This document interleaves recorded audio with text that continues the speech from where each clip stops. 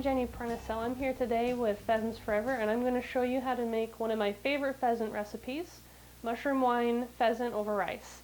For this recipe, you're going to want at least 4 pheasant breasts, 1 large onion, chopped white mushrooms, 1 cup of red cooking wine, 1 quart of chicken broth, oil for your pan, cornstarch, and your favorite seasoning and spices. What I'm going to use today is a teaspoon of turmeric, 1 tablespoon of rosemary, and 1 tablespoon of thyme. And you can also add some garlic to taste.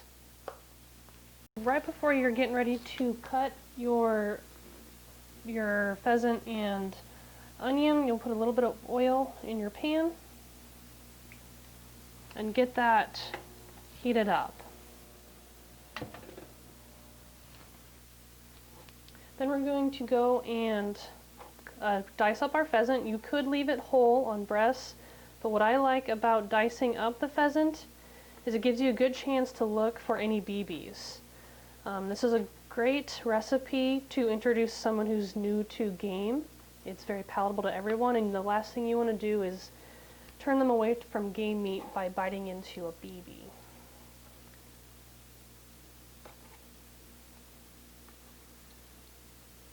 Once you have all of your ingredients chopped up, you're going to want to add the onions to your hot pan.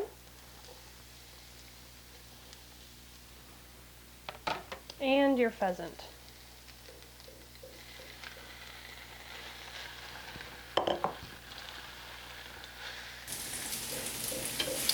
While you're sauteing this, you're going to want to stir it occasionally to keep it moving and making sure you get all sides of that diced pheasant cooked up.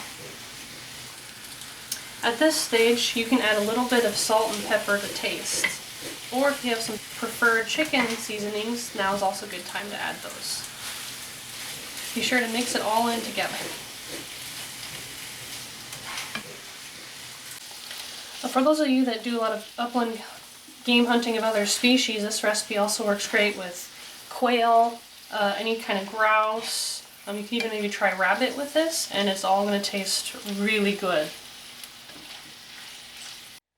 Once the meat is just about all the way cooked through and the onions are well sauteed, now you can go ahead and add your mushrooms.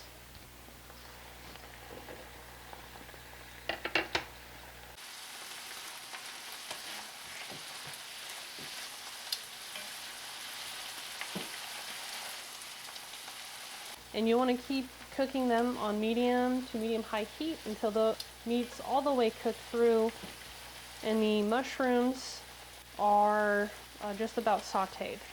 This is also a good time to add your garlic, and I like a lot of garlic, but just add whatever you have to taste. And make sure you get that mixed in so that it gets evenly distributed throughout. Alright, we're just about to the stage where we can start adding our other ingredients. Before we do that, you're going to take a little bit of chicken broth in another cup, about a tablespoon of cornstarch, and really get it mixed up together. Now you're going to set it aside.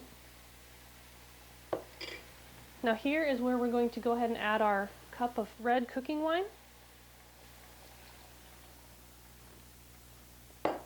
We're also going to add our quart of chicken broth.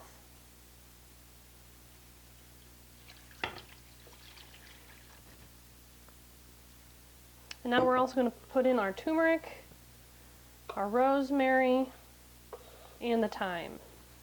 We're going to go ahead and turn the heat up just a little bit to help it get simmering, and then you're going to make sure this all gets mixed in together. If you have any other favorite chicken seasonings, now would be a great time to do that. Right before it starts to simmer. One thing that I really enjoy about cooking with pheasant is really it's a great substitute for chicken, so any of those seasonings will work really well. Just continue to stir this occasionally, and you may need to turn up the heat until it gets to just about boiling.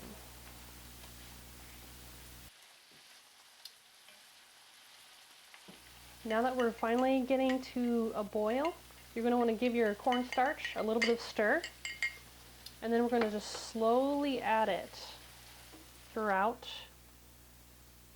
because we want to use this to thicken it up to almost a gravy consistency.